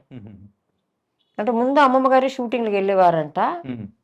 దాని తర్వాత నేను పుట్టాక, నేను పెద్ద పాపాయికి ఇంట్లో నా మమ్మీయే వెళ్ళేది. అంతా మేనేజ్మెంట్ అంతా అమ్మమ్మ గారే చూసుకునేది. ఈవిడ గారు పెళ్లి చేసుకునేదాకా బ్రహ్మాండంగా ఉందని నేను విన్నా. ఇప్పుడు పెళ్లి చేసుకుంది, పతనం అయిపోయింది ఈవిడ. అంటే అమ్మమ్మ గారు ఇష్టపూర్వకంగానే అమ్మగారు పెళ్లి చేసుకున్నారా? అరేంజ్డ్ మ్యారేజే కదా. Arrange marriage. Okay, okay. And ఇంతకు అమ్మగారి లాస్ట్ సినిమా ఇదమ్మా? లాస్ట్ సినిమా నాకు కరెక్ట్గా గుర్తులేదండి. నేను గుర్తులేదు. అప్రాక్సిమేట్లీ ఇయర్ కానీ మీరు ఏం చదువుకుంటున్న టైంలో అట్లా ఏమన్నా? అమ్మగారు నాకు కరెక్ట్గా జ్ఞాపకం లేదు. నేను కరెక్ట్ ఇన్ఫర్మేషన్ ఇవ్వాలి కదా మీకు. ఓకే, అంటే చదువుకుంటున్న టైంలోనే. అండ్ అలాగే అమ్మగారి మరణం పైన కూడా చాలా వరకు కొంచెం నేను విన్నానండి, రకరకాల గాసిప్లు నేను విన్నాను. అంటే ఆస్తి పోవడం అనేది అది కారణం అనేది కూడా తెలిసింది. ఆస్తి ఎప్పుడో పోయిందండి. ఆస్తి పోయి ఆమె చనిపోవడం కదా, ఆస్తి ఎప్పుడో పోయింది. ఆవిడ మ్యారేజ్ చేసుకున్న ఒక 1 year లోనే అయిపోయింది ఆవిడ. ఇది 1 year లోనేనా? ఓకే. ఆస్తి గురించి పక్కన పెట్టా కానీ టోటల్ వాష్ అవుట్ అయిందని అందరికి అది తెలిసిన విషయమే. నేనేం కొత్తగా చెప్పే ఫ్రెష్ న్యూస్ కాదు అది. కానీ అమ్మగారు మరణం వచ్చి ఏంటంటే అమ్మగారు బాగానే ఉన్నారండి. ఆ రోజు మందిర అపార్ట్మెంట్లోనే పోయారు. టీ నగర్లో ఉన్నాం చెప్పాను కదా, మన డైరెక్టర్స్ అందరూ ఆ బిల్డింగ్లో ఉన్నారని చెప్పి. ఆ రోజు మార్నింగ్ కూడా అమ్మగారికి నేనే కాఫీ వేసి ఇచ్చాను. కాఫీ వేసి ఇచ్చి గీజర్ వేసి, అమ్మ స్నానం చేసి వస్తాను అని చెప్పింది నాతో. సరే మమ్మీ అని చెప్తే లోపలికి వెళ్ళింది. లోపలికి వెళ్ళి ఒక 2-3 minutesలో హెవీ బ్రీతింగ్ సౌండ్ వినిపించింది నాకు. ఇదేంటిది నాకు అర్థం కాదు. లోపల పరిగెత్తికెళ్తే she collapsed on the bed. Okay. నేను కూడా లోపలికి వెళ్ళి 5 నిమిషాలు అయింది. ఎప్పుడు కొలాప్స్ అయింది, ఏమైంది నాకు తెలియదు. ఇట్టా అంటే హెవీ బ్రీత్ చేసి ఇట్లా అంటుంది, నేను వెళ్ళిపోతున్నానని చెప్పి అంది. నాకు భయపడిపోయి నేను మా ఇంట్లో హౌస్ హోల్డ్ హెల్పర్ ఒక ఆవిడని పెట్టుకుని నేను వెంటనే అపోలో అంబులెన్స్కి ఫోన్ చేశాను. నేను అయిపోయింది, షీస్ గాన్. నేను పల్స్ చూసాను, నేను లేదు. బట్ స్టిల్ ఏమైనా వెంటిలేటర్లో వేసి మా అమ్మ నేను బతికించుకోగలనా ఏంటని తెలియదు. అపోలో అంబులెన్స్ పిలిపించి I put her in the ambulance and I took her there. తీసుకెళ్ళిపోయాను నేను. వెళ్తే డాక్టర్స్ చెప్పారు, లేదమ్మా మమ్మీ పాస్డ్ అవే. మమ్మీకి వచ్చి డయాబెటీస్, హైపర్ టెన్షన్ ఉందండి, బట్ మెడిసిన్స్ ఇప్పించేదాన్ని. సో మన చెన్నై అపోలో గ్రీన్స్ రోడ్లోనే she was under the care of doctor Sathyamurthy sir. So దానికి ముందే తీసుకెళ్ళి చూపించాను. ఆయన నన్ను అనేవారు, నువ్వు ఎందుకు సలీమా ఇట్లా టెన్షన్ అవుతావు, మీ అమ్మకి ఏమీ లేదు. నేను చెప్పాను, మా అమ్మమ్మ పోయారండి, నాకు మా మమ్మీ ఒక్కతే ఉంది, she is very precious for me. ఈ సార్ నోను, అమ్మగారికి ఏమీ లేదు, యు బీ కూల్. అక్కడ ఏదైనా ఉంటేనే కదా నేను మందులు ఇస్తాను. సూపర్గా ఉంది మీ అమ్మ, తీసుకెళ్ళి ఇంటికి అని చెప్పారు. నేను మందులన్నీ ఇచ్చి we brought her home. She was fine, ఏమీ లేదు. రెగ్యులర్గా నేను చెకప్ తీసుకెళ్ళేదాన్ని ఆయన దగ్గరే. సో వచ్చారు, షీ వాస్ వెరీ కంఫర్టబుల్. ఆ రోజు ఇలాగ అయిపోయింది. సరే తీసుకెళ్తే అక్కడ ఎమర్జెన్సీ వార్డులో సత్యమూర్తి గారు, he was in the operation theatre. So it Girija గారు వచ్చారు, ఇలా అయిందని చెప్పి ఇన్ఫార్మ్ చేయమని చెప్తే హీ కేమ్ ఫ్రమ్ దట్, అక్కడ నుంచి వచ్చారు. దెన్ వచ్చి చూసారు. Then he didn't tell me anything. He just looked at me like this and he went out. I got a doubt, పోయిందా మమ్మీ? దెన్ అక్కడ లోపల నుంచి ఎమర్జెన్సీ వార్డ్ నుంచి డ్యూటీ డాక్టర్స్ వచ్చారు. సార్ అది మా mummy passed away, pass away అయిపోయి few minutes అయిపోయింది. I asked what is the reason why my mother passed away. They said respiratory arrest. Okay, ఊపిరి ఆడక అమ్మ పోయింది. ఇది మరి అది ఏ ఇయర్లో అమ్మా? 95 అండి. 95. సరే నేను చెప్పాను ఓకే. వాళ్ళు ఎవరు ఏం మాట్లాడలేదు, they were just looking at me like this. I said okay right, so what has to be done, I do that okay అని చెప్పి మమ్మీ బాడీని తీసుకొచ్చి ఇంటికి తీసుకొచ్చి నేను చేయాల్సిన నా డ్యూటీ నేను చేశాను. కానీ నాకు తెలుగు ఫిలిం ఇండస్ట్రీలోంచి కండోలెన్స్ చెప్పింది ఓన్లీ 2 పీపుల్ అండి. ఆ రోజు మమ్మీ పోయిన రోజే శోభన్ బాబు గారు నాకు ఫోన్ చేశారు. నాకు టైం కూడా గుర్తుంది, నైట్ 8:45కి చేశారు. అమ్మ నేను శోభన్ బాబుని మాట్లాడుతున్నాను, అమ్మగారు పోయారు అని చెప్పి విన్నాను, నీకు మేమందరం ఉన్నాం, ఇది ఊరినే ఏదో కండోలెన్స్ చెప్తున్నానని చెప్పి నువ్వు అనుకోబాక, నీకు ఏ రకమైన సపోర్ట్ కావాలన్నా నేను అంజీకరేలో ఉన్నాను, నా దగ్గరికి రామ్మా అని చెప్పాను. Thank you very much sir అన్న. దాని తర్వాత అల్లు రామలింగయ్య గారు వచ్చారు. ఆయన 2 సార్లు వచ్చారు. 2 సార్లు వచ్చి నా దగ్గర కూర్చొని ఒక 1 అవర్ కూర్చున్నారు. కూర్చొని అమ్మగారి గురించి మాట్లాడి ఆయన చాలా బాధపడి, మేము అందరం ఉన్నాం, ఏంటో ఒక్కదాన్నే ఉన్నానని ఫీల్ అయిపోక అని చెప్పారు ఆయన. సరే అంకుల్ అని చెప్తే చాలాసేపు నాతో మాట్లాడి వెళ్ళారు. మళ్ళీ ఇంకోసారి కూడా వచ్చారు ఆయన. వీళ్ళిద్దరే నాకు కండోలెన్స్ చెప్పిందండి. ఓకే, ఏంటంటే ఈ పర్టికులర్గా అమ్మగారి మరణం గురించి ఎందుకు అడిగానంటే, విన్నానండి, నేను విన్నాను బస్ రకరకాల. స్టాండ్ లో చనిపోయారు అని చెప్పేసి సరే, ఇలా అనేటప్పుడు వాళ్ళు మాట్లాడే మాటలకి మనం ఏమంటామండి? దీని గురించి కొంచెం క్లారిటీ ఇవ్వాలనే మేము లేదా అడిగాం ఆవిడ తప్ప. ఏదో ఫెయింట్ అయి పడిపోయిందంట. తర్వాత నేను మా అమ్మగారిని చూసుకోలేదంట. నేను మ్యారేజ్ చేసుకొని దుబాయ్ వెళ్ళిపోయానంట. నేను ఎప్పుడు దుబాయ్ వెళ్ళానో, ఎప్పుడు పెళ్లి చేసుకున్నానో మరి అట్లా ఏ సినిమాలో కూడా నా క్యారెక్టర్లు రాలా. దుబాయ్కి పెళ్లి చేసుకుని వెళ్ళే క్యారెక్టర్లు కూడా అట్లా రాలా. సో మరి ఫ్యూచర్లో వస్తాయేమో తెలియలేదు. నేను మాత్రం సింగిల్ అండి, నేను ఇప్పుడు దాకా నేను మ్యారేజ్ చేసుకోలేదు. సో నేను మా అమ్మగారిని వదిలేసి బస్ స్టాండ్లోనో లేకపోతే వేరే ఎక్కడో వదిలేసి నేను అక్కడికి పారిపోలేదు. ఇంకోళ్ళు ఏంటంటే, నేను మలయాళం పిక్చర్లు చేశాను కదా, నాకు మలయాళీ నుంచి పెళ్లి చేసేసారు. నేను క్యాలికట్లో సెటిల్ అయిపోయానంట. క్యాలికట్లో అయ్యని ఎప్పుడు సెటిల్ అయ్యానో తెలియదు నేను. అంటే వాళ్ళ ఊహల్లోనే సెటిల్ అయినట్టున్నా నేను. అంటే మా అమ్మగారిని ఒకదాన్ని వదిలేసి నేను క్యాలికట్కి వెళ్ళిపోయి ఎవరో ముస్లిం అబ్బాయిని లవ్ చేసి పెళ్లి చేసుకొని సెటిల్ అయిపోయానంట. మా అమ్మ దిగులు పడి పాప అమ్మగారు చచ్చిపోయారు. ఇవి చాలా విన్నానులో ఇలాంటివి. మా అమ్మగారు దగ్గర నాకు నచ్చిన క్వాలిటీ ఏంటని తెలుసా అంటే, మా అమ్మగారు వచ్చి నన్ను చాలా ఇండిపెండెంట్గా పెంచారండి. మా అమ్మగారు వచ్చి నాకు ఒక ఫ్రెండ్ లాగా. మా అమ్మమ్మ నాకు బెస్ట్ ఫ్రెండ్స్. నా దగ్గర ఏ సీక్రెట్స్ ఉండవు. మా అమ్మ నా గురించి ఏమీ అడగదు. కానీ నేను ఎక్కడికి వెళ్తున్నాను, ఎక్కడ ఉన్నాను, నేను ఎన్ని గంటలకు వస్తాను, అక్కడ ఏం చేస్తున్నాను అన్నీ నేనే చెప్పేస్తాను మా అమ్మకి. మా అమ్మకి నేను అన్ని నిజాలే చెప్తాను. నన్ను అంత ఇండిపెండెంట్గా పెంచింది మా అమ్మ. నా ఫ్రీడమ్ని నేను ఎప్పుడు మిస్యూజ్ చేసుకోలేదు. నా మీద అంత నమ్మకం మా అమ్మకి. ఎవరు వచ్చి నా గురించి ఏం చెప్పినా మా అమ్మ అలాగా అలాగా. ఇప్పుడు మా అమ్మ గురించి డెత్ స్టోరీలు చెప్తే నేను అలా అన్నా, ఇదే అలాగండి వచ్చారండి. ఇది మన ఇంట్లో 2 ఫొటోస్ చూసాను, అమ్మగారిది అమ్మమ్మ గారిది. అవునండి. సో అది మై 2 స్వీటీ పైస్. ఇదేంటి, ఐ లవ్ దెమ్ అండి, I love them so much. Apartment లో ఉన్నప్పుడు అమ్మమ్మ గారు, అమ్మమ్మ గారు, అమ్మ, నేను ముగ్గురు ఉన్నారు. ముగ్గురు ఏంటంటే 3 లిటిల్ స్పారోస్ లాగా ఉండేవాళ్ళం. చాలా small family, very close. Okay. అమ్మమ్మ గారు చాలా నాటీ, అమ్మగారు క్వైట్ రిజర్వ్డ్, ఆవిడ మిలిటరీ ఆఫీసర్ లాగాని. అమ్మమ్మ అంటే she very naughty to the core. మీ ఇద్దరిని అమ్మగారు కంట్రోల్ చేసేవారు, నేను అమ్మమ్మ పెట్టు. నేను పెద్ద ప్రాంక్స్టర్ అండి చిన్నప్పుడు, ఇంత అల్లరి కాదు. నన్ను పెంచేటప్పటికి మా అమ్మ అయిపోయింది, అంత అల్లరి చేసేదాన్ని. మా అమ్మని అడిగేవారు, ఒకే బిడ్డ ఉంది గిరిజమ్మ, ఇంకో బిడ్డ ఉంటే బాగుండేది. దీనికి ఒక తోడు, అమ్మో దీన్ని ఇంట్లో పెట్టుకొని నేను ఏమేమి అవుతున్నాను అనేది నాకు తెలుసు. ఇది ఒక్కతే చాలు, దీన్ని పెట్టుకొని అంత అల్లరి. నేను ఒక టామ్ బాయ్ అండి. బాయ్ కట్ చేసుకోవటం, జుట్టు పెంచుకోమంటే పెంచుకొని ఏడుస్తా. ఆ బెల్ బాటమ్ ఏంటి, ఫస్ట్ స్టాండర్డ్ సెకండ్ స్టాండర్డ్లో నాకు బర్మా బజార్ అని ఒక మార్కెట్ ఉండేదండి. అక్కడ తీసుకెళ్ళి నాకు సన్ గ్లాసులు పిచ్చి చిన్నప్పటి నుంచి. సన్ గ్లాసులు, వాచ్లు. ఏంటి ఫస్ట్ స్టాండర్డ్, మా అమ్మ అడిగేది నీకు ఇప్పుడే వాచ్ కావచ్చు. నాకు వాచ్ కొనేమని అంటాను చూడు అమ్మమ్మ, అమ్మమ్మ దగ్గరికి వెళ్ళి ఏడ్చేదాన్ని. మా అమ్మమ్మకి నేను ఏ టెండర్ పెట్టినా పాస్. ఎందుకంటే మీరు ఆల్రెడీ అమ్మమ్మ గారి వాచ్ అడుగుతుంది, నువ్వు అది కూడా కొనివ్వటానికి ఏంటి పెద్ద సీన్ చేస్తున్నావు ఇంట్లో, నువ్వు దామ్మ పాప మనం వెళ్ళి కొనుక్కుందాం, మీ అమ్మ నువ్వేం అడక. మా అమ్మ మీ వల్లే అది అలా తయారవుతుంది, మా ఎవరి మాట ఏంటల్లా. అలాంటి వేరే దాన్ని బేబీ సైకిల్ ఒకటి కొనిచ్చేసి ఇంకా అది వేసుకొని గ్యాంగ్ లీడర్ వెళ్తుంది చూడంటుంది మా అమ్మ. నా వెనక చిన్న చిన్న పిల్లలు 10 మంది. రోడ్ల మీద తిరగకూడదంటే సైకిల్ వేసుకుని నేనే ముందే వెళ్తా, ఈ బేబీ సైకిల్ వేసుకుని. నా వెనక నా ఫ్రెండ్స్ అందరూ నన్ను చూసి ఇన్స్పైర్ అయిపోయి వాళ్ళు గోల్ చేసి బేబీ సైకిల్ కొను. మేమందరం ఆ స్ట్రీట్ ఇక్కడ నుంచి అక్కడికి, అక్కడ నుంచి ఇక్కడికి ఆ బేబీ సైకిల్. మాకు వచ్చి 2 డాగీస్ ఉండేవి, ఆమె పెట్ లవర్. సీజర్ అని ఒక ల్యాబ్రేడర్, జూలీ అని ఒక ఎల్సేషన్.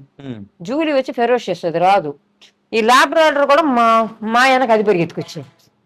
మా అమ్మ చూస్తుంది, ఇదే పని వచ్చారంటే స్కూల్ నుంచి ఇదే పని వెళ్తుంది చూడు, గ్యాంగ్ లీడర్ సైకిల్లో వెనక గ్యాంగ్ వేసుకొని వెళ్తాను చూడు.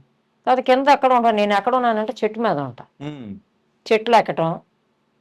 చెప్పారు ఆల్రెడీ టామ్ బాయ్ అని చెప్పేసి. చాలా అల్లరి, అన్కంట్రోలబుల్ అల్లరి. అన్ని షార్ట్స్, టీ షర్ట్ ఇంట్లో. చిన్న ఫ్రాక్లు వేయమంటే ఏడుపు. మా అమ్మ వచ్చి చల్లారామ్స్ అని మంచి అందమైన ఫ్రాక్లు వేసి, నాకు అవి వద్దు, నా bell bottom full hand shirt అది మడిచే పెట్టుకోవాలి. నేను వాచ్ పెట్టుకుంటా, నాకు ఒక క్యాప్, డార్క్ సన్ గ్లాసులు, చెప్పులు వేసుకోండి సార్ నేను, నాకు షూస్ కావాలి. మా అమ్మమ్మని చూసినట్టు, అది చూడు ఏమేమి చేస్తుందో చూడేది, అసలు ఏమనుకుంటుంది అది. ఫ్రాకులు కొనిస్తే అన్ని తీసి పక్కన పడేసింది. ఒక్క ఆడపిల్ల లక్షణం అయినా ఉందా దీనికి. అమ్మమ్మ చెప్పింది బెల్ బాటమ్ వేసుకోవటం తప్ప, ఒక క్యాప్ పెట్టుకుని ఏ తప్పేంటి, చిన్న బిడ్డ దానికి ఇష్టమైన డ్రెస్సులు వేసుకోమని. నేనేమో పట్టుపాడాలి, మా అమ్మ ఏమో పూజలు నవరాత్రులు వస్తా పట్టుపాడాలి వేసుకోమని, మంచి అందమైన పట్టుపాడాలి. ఆ చిన్న ఈ వడ్లానాలు ఇవన్నీ నాకు కొనిపెట్టి, నేను అక్కడ బెల్ బాటం వేసుకునేదాన్ని. దీన్ని ముందక నుంచి తీసుకెళ్ళిపోను, నేను చూడలేకపోతున్నా దీన్ని అని చెప్పి ఫోర్సబుల్ గా నాకు ఆ పట్టుపాడాలు, డ్రెస్సులు అవన్నీ వేసి చక్కగా తీసి, చూడు ఎంత అందంగా ఉన్నావు, బొమ్మలాగా ఉన్నావు అని చెప్పేది మా మమ్మీ. మా మమ్మీని చూసి నేను ఫేసెస్ చేసేదాన్ని. మా అమ్మ నేను దీనికి ఒక తోక ఒకటే తక్కువ దీనికి అనేది మా అమ్మ, అంత అల్లరి.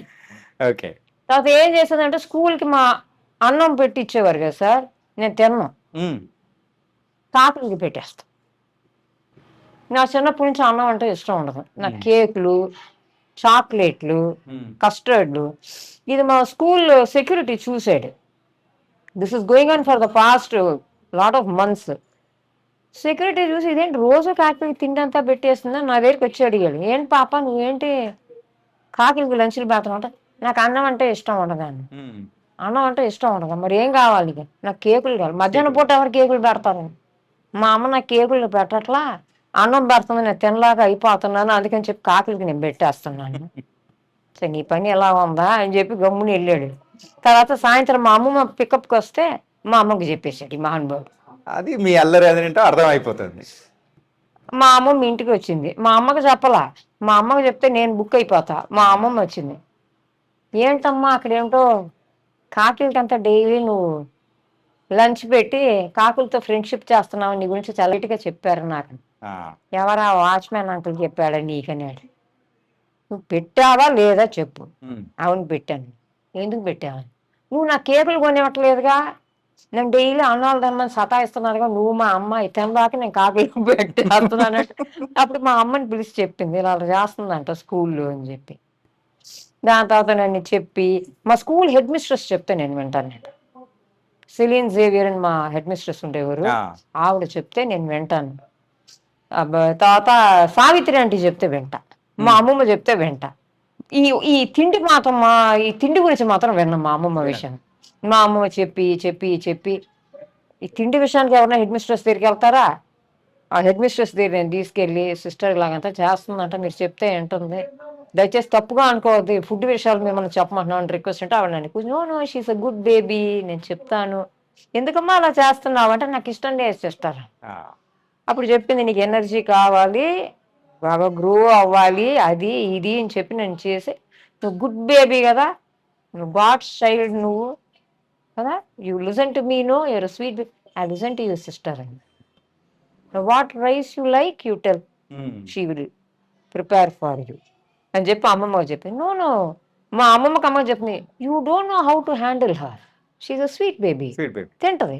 మా అమ్మ మంచి స్వీట్ బేబీ అమ్మ, నీ దగ్గర పెట్టుకో స్వీట్ బేబీ అని చెప్పి మా అమ్మ వెళ్ళిపోయింది. బయటకు వచ్చాంట 24 గంటలు పక్కన ఉంటే ఎంత స్వీటో ఇప్పుడు తెలుస్తుంది, ఇవి స్వీట్ బేబీ అంట హెడ్ మిస్ట్రెస్కి అని చెప్పి. నో నో, మీకు హ్యాండిల్ చేయటం తెలియలే బిడ్డని, ఇప్పుడు రేపు నుంచి అన్నం తింటది చూడు అని చెప్పింది. నీకు ఏం కావాలంద అమ్మమ్మ, నాకు పెరుగన్నం ఇష్టం, పెరుగన్నం పెట్టి ఉమ్. తింటాం, మళ్ళీ కాకీలు పెడతాం, లేదు తింటానని చెప్పి అవి పెట్టుకొని తినేదాన్ని. ఆ వాచ్మెన్ నువ్వు వెళ్ళి చెప్పేసావు కదా మా అమ్మమ్మ దగ్గర, అంటే మీరు స్కూల్లో ఉన్నప్పుడు ఎన్నో తుంటరి పనులు చేశానని అంటున్నారు కదా. నేను అందులో స్పెషలిస్ట్ అండి. అయితే అందులో ఏంటంటే మీరు ఎవరికి చెప్పుకోకుండా అలా రిక్షా తీసుకొని అది వెళ్ళిపోవడాలు నా ఏదో స్పెషాలిటీ. జరిగిందట్టుగా. అవునండి, మా అమ్మమ్మ గారు నాకు కొంచెం పాకెట్ మనీ ఇచ్చేవారు. ఒకరోజు ఏమైందంటే స్కూల్ అయిపోయింది. ఉమ్, స్కూల్ అయిపోయిన వెంటనే 2 ఎంట్రన్స్లు ఉన్నాయి మా స్కూల్కి. ఉమ్, ఇంకో ఎంట్రన్స్ నుంచి రిక్షా వాడిని పిలుచుకొని రిక్షాలో ఎక్కి కాలు మీద కాలు వేసుకొని ఆ చేతిరిట్టా పెట్టుకొని మెరీనా బీచ్కి వెళ్ళిపోయా. మెరీనా బీచ్. మెరీనా బీచ్కి వెళ్ళిపోయి ఆ. స్కూల్ దగ్గర వెళ్ళిపోయి అక్కడ గుర్రం సవారి వెళ్ళా. నాకేంటంటే ఝాన్సీ రాణి గారు ఫ్యాన్ నేను. ఝాన్సీ రాణి గారు హార్స్ రైడ్ చేస్తారు కదా, అందుకని చెప్పి ఆవిడంటే నాకు చాలా ఇష్టం. సో ఆ హార్స్ రైడ్ ఒక ఆయన ఉన్నారు, ఆయన పిలుచుకొని నన్ను కూడా హార్స్ రైడింగ్ తీసుకెళ్ళండి.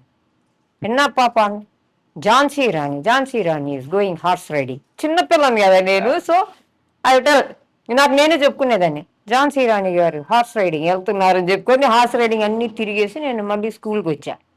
అప్పుడే స్కూల్ క్లోజ్ చేసేసారు. ఆ స్కూల్ సెక్యూరిటీ ఇంకా కొంతమంది టీచర్లు ఇంటికి వెళ్ళాం. మరి మమ్మీ చాలా టెన్షన్ అయిపోయింది. ఆవిడ పాపను ఎవరన్నా తీసుకెళ్ళిపోయారా, ఎన్నే కూల్గా వచ్చి రిక్షాలో దిగా. స్కూల్ గేట్లన్నీ బంద్, స్కూల్ బంద్ అయిపోయింది. రిక్షాలోంచి దిగటం చూసి మా మమ్మీ నన్ను ఇట్లా చూసి గబా గబా పరిగెత్తుకొచ్చేసి, ఈ రిక్షా కూడా మా అమ్మ. నేను చెప్పాను, నేనే ఇక్కడి నుంచి అంకుల్ని తీసుకెళ్ళాను అండ్ బీచ్కి తీసుకెళ్ళమని చెప్పాను. బీచ్కి వెళ్ళాము, నీ డబ్బులు ఎవరు ఇచ్చారు, మా అమ్మమ్మ ఇచ్చింది. మీ అమ్మమ్మ చాలా గ్రేట్ లేడీ, నువ్వు మీ అమ్మమ్మ కంటే ఒక స్టెప్ చాలా గ్రేట్, నువ్వు చేసే శాస్త్రాలన్నీ మా అమ్మమ్మకి తెలుసు, అయినా నా మాట ఎవరు వింటారా ఇంట్లో, ఎక్కడికి వెళ్ళావు నువ్వు అనింది మా అమ్మ.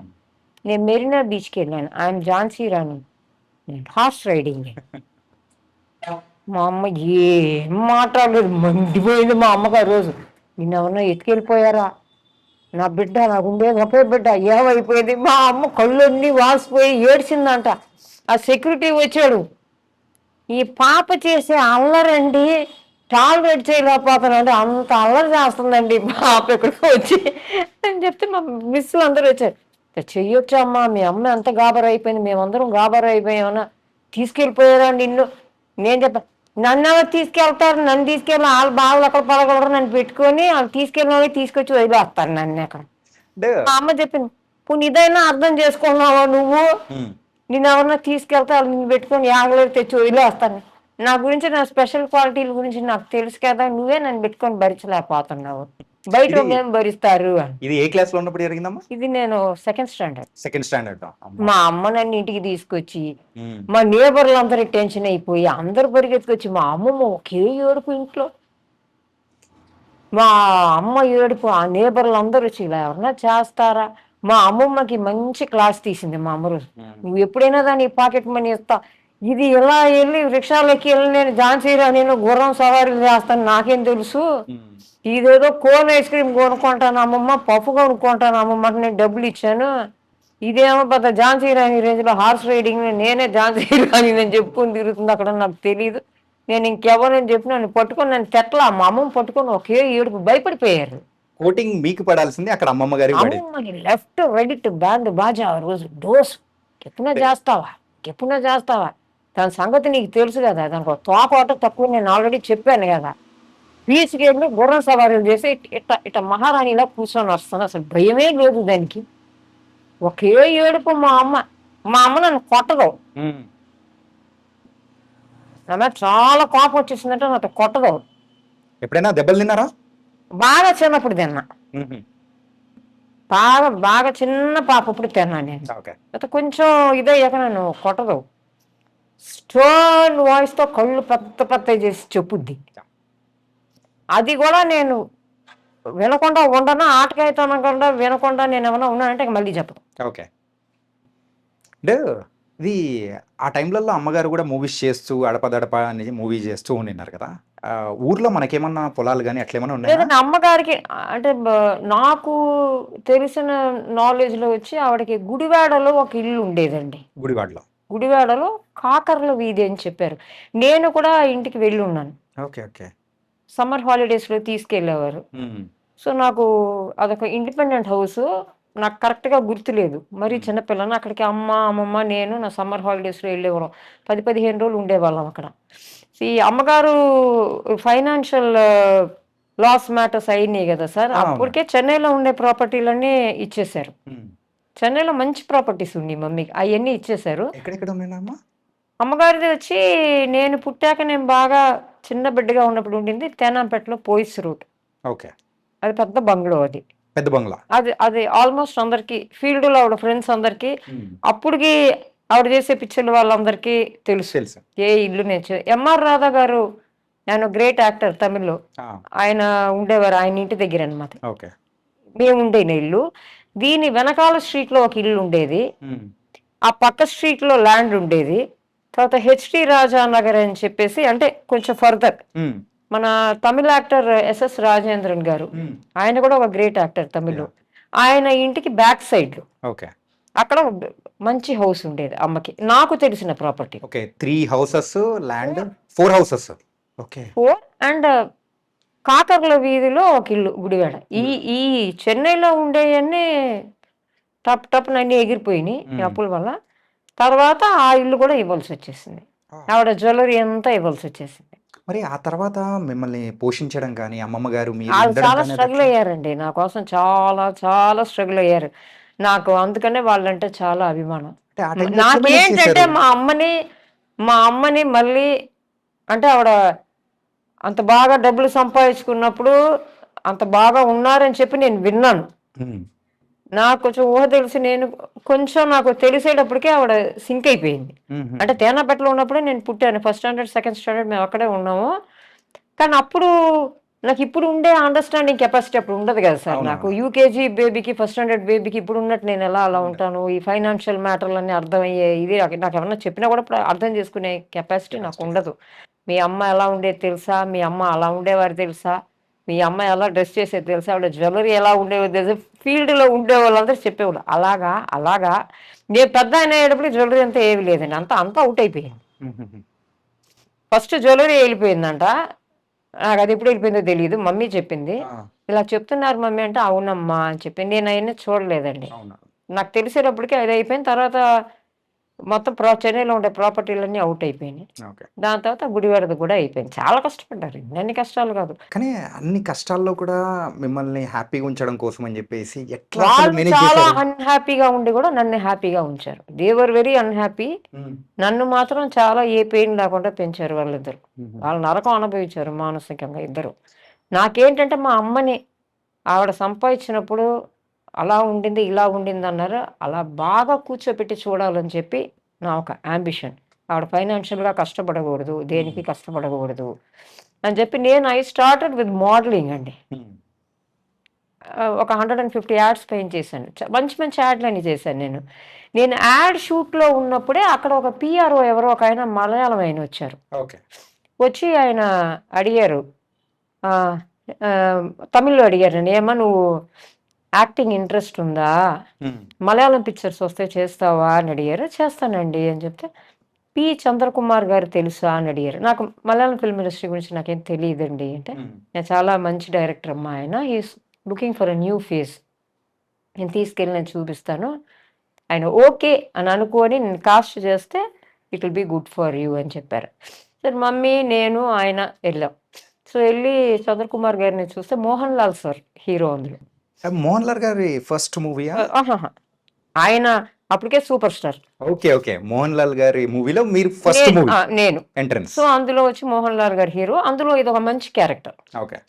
మంచి పర్ఫార్మెన్స్ ఓరియంటెడ్ క్యారెక్టర్. సో ఆయన సెలెక్ట్ చేశారు నన్ను. సో అది చేశాను. దాని తర్వాత కొన్ని మలయాళం పిక్చర్స్ అన్నీ చేశాను. మోడలింగ్లో బాగా స్టాండ్ అయ్యానండి నేను. మోడలింగ్ లో తర్వాత కన్నడలో ఒక పిక్చర్ చేశానండి, సంసారం ఒక సంసారం ఒక చదరంగం మూవీ. అది కన్నడలో నేను చేశాను. మన కల్పన గారు చేశారనుకుంటా కదా తెలుగులో. ఆ క్యారెక్టర్ నేను కన్నడలో చేశాను. కొంచెం arrogant గా అరగంట గా ఉంటుంది ఆ క్యారెక్టర్. లక్ష్మి గారు క్యారెక్టర్ చేశారు. ఆ క్యారెక్టర్ నేను చేశాను. ద్వారకేష్ గారు ప్రొడ్యూస్ చేశారు. ఈ మోడలింగ్ లో సుమారు 150 యాడ్స్ అంటే అంత ఈజీ కాదు కదమ్మా. అంటే మోడలింగ్ చేస్తూ ఉన్న టైంలోనే మూవీస్ వచ్చాను. ఓకే. మోడలింగ్ వల్లే నాకు సినిమా వచ్చింది. అక్కడ చూసేగా నన్ను పిలిచారు. ఇందుకు ఏం చదువుకున్నారో ఇందాక మీరు చెప్పలేదు. నేను ఇంటీరియర్ డెకరేషన్ డిప్లొమా హోల్డర్. ఆ రోజుల్లోనే but my interest is acting. First అందుకే మీరు ఝాన్సీ రాణి లాగా స్కూల్ వదిలిపెట్టేసి మరీ పోయారు మెరీనా బీచ్ కి. ఓకే.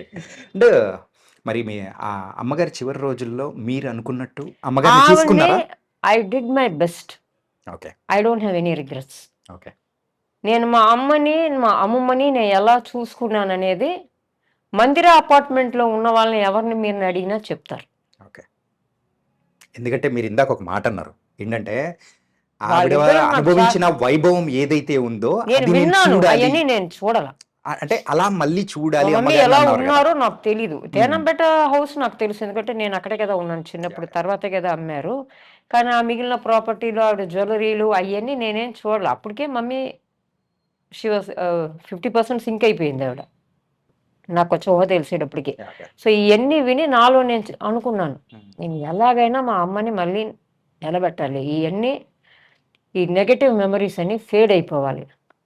ఇవి మా అమ్మకి గుర్తు రాకూడదు. Yeah. నేనున్నాననేది మా అమ్మకు ఉండాలి. I will do anything in this world for my అమ్మమ్మ. నాకు వాళ్ళకంటే మించిన వాళ్ళు ఎవరూ లేరండి. మోహన్ లాల్ గారితో మీరు మూవీ అవును. యాక్ట్ చేశారు. Picture మరి ఆ చేశాను. రిజల్ట్ ఏంటి? It's hit movie. దాని తర్వాత వచ్చి నేను భగవాన్ అని ఓ పిక్చర్ చేశాను. భగవాన్. అది బేబీ సార్, లిసా బేబీ గారు అని చెప్పి ఆయన పాపులర్ డైరెక్టర్ మలయాళంలో. నాకు పేరు వచ్చి షానవాజ్ గారు, ప్రేమ్ నసీర్ గారు కొడుకు. Okay. So he was paired with me. దాని తర్వాత శాంతం భీకరం అని ఒక పిక్చర్ చేశాను. శంకర్ గారు హీరో, శంకర్ ఉడతలే రాగం అవన్నీ తమిళ్లో చేశారే. సో అది రాజసేనన్ సార్ డైరెక్షన్. ఓకే. ఆయన నాకు పేరు అందులో. తర్వాత నగక్షతంగలు వచ్చాక నాకు బాగా పాపులారిటీ వచ్చింది. అసలు నగక్షతంగల క్యారెక్టర్కి నేషనల్ అవార్డు వస్తుందని చాలా మంది అనుకున్నారండి. మీ Dumb టర్నింగ్ and పాయింట్ అంటే Dumber. ఆ మూవీనే కదా? ఏమండి, మీకు టర్నింగ్ పాయింట్ అంటే ఆ మూవీనే అవును. కదా? ఇప్పుడు కూడా కేరళలో సలీమా అంటే ఇన్ని సంవత్సరాల తర్వాత కూడా నగక్షతంగల సలీమా అంటారు. ఓకే. దాని తర్వాత ఎన్ని పిక్చర్లు వచ్చి ఎన్ని హిట్లు అయినా కూడా నగక్షతంగల సలీమా. అండ్ వెనవర్ నన్ను చూసినా కూడా వాళ్ళ పాట పాడతారు. ఆరే బావ గాయగా నాకు ఒక సాంగ్ ఉంది. సో చూసిన వెంటనే ఆ పాట పాడతారు ఎక్కడ చూసినా. ఆ పిక్చరు నాకు బాగా పాపులారిటీ ఇచ్చింది. వచ్చి టర్నింగ్ పాయింట్ వచ్చి నగక్షతంగ, ఆరణ్యకం. ఈ 2 పిక్చర్లకి నేషనల్ అవార్డ్స్ వస్తాయని అనుకున్నారు. They thought. టోటల్ ఎన్ని మూవీస్ చేశారు మలయాళంలో? నేను చేసిన తక్కువ ఫిల్మ్స్ అండి, ఒక 7-8 ఫిల్మ్స్ చేస్తుంటాను. 7-8 ఫిల్మ్స్ చేస్తుంటాను. తర్వాత ఇప్పుడు క్యారెక్టర్ రోల్స్ చేస్తున్నాను. ఇప్పుడు నేను రీసెంట్గా చేసింది వచ్చి మలయాళం రేఖా చిత్రం, చెప్పాను కదండి. It's a very big hit. అంటే మలయాళంలో తక్కువ మూవీస్ యాక్ట్ చేసినా కానీ మీకంటూ ఒక స్పెషల్ మార్క్ అయితే ఇస్తున్నారు కదా? అవునండి. Very good impact and very good name. నేను చేసిన క్యారెక్టర్స్ భలే క్యారెక్టర్స్ దొరికినాయి నాకు. తర్వాత ఇప్పుడు లేటెస్ట్ ప్రాజెక్ట్ వచ్చి కర్పనే అని చెప్పి వెబ్ సిరీస్ చేశానండి తమిళ్లో, galaata.com వాళ్ళకి. అది బాగా రీచ్ అయింది. నాకు మార్నింగ్ వాక్స్ వెళ్తానండి, వాకింగ్ హ్యాబిట్ ఉంది నాకు. సో బయటికి ఎక్కడికి వెళ్ళినా ఆపి అడుగుతున్నారు నన్ను ఆ ప్రాజెక్ట్ గురించి. బాగా రిసీవ్ చేశారు దాన్ని. కానీ దానికంటే తెలుగు ప్రేక్షకులకు బాగా రీచ్ అయిన ఒక క్యారెక్టర్ ఏంటో చెప్పనా? చెప్పండి. మందాకిని క్యారెక్టర్. Bloody beggar. మీరు స్టార్టింగ్ లో చెప్పారు, బట్ నేను అది రీకలెక్ట్ తెలుగు చేసుకుంటే డబ్బింగ్ రిలీజ్ అయింది. అది కళ్ళతోనే భయపెట్టేస్తారమ్మా మీరైతే. అందరు అనేవాళ్ళు అక్కడ సెట్ లోనే, వాళ్ళు ఎవరు అనుకోలే నేను అలా పెర్ఫామ్ చేస్తానే. అక్కడ అన్నారు, అమ్మో ఈవిడేమిటి, ఈవిడ వచ్చి సైలెంట్గా పక్కన కూర్చుంటుందని మేము అనుకుంటాం. అమ్మ బాబు, she's deadly in her performance అని చెప్పి దే వర్ వెరీ హ్యాపీ. మరి గిరిజమ్మ అబౌట్ గారి కూతురు అంటే ఆ మాత్రం ఉంటుంది.